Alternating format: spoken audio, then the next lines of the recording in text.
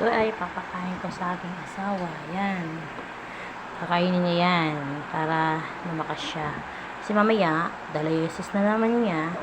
Kaya lulutuan ko siya ng ulam. Yan. Patatas and carrots. Tsaka yung talbos ng kamote.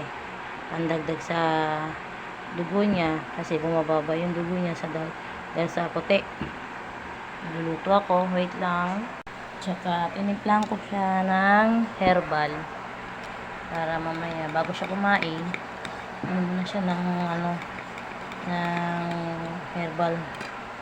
Para kadagdag sa niya. Ito yung pinapainom ko sa kanya. Ay, tapon.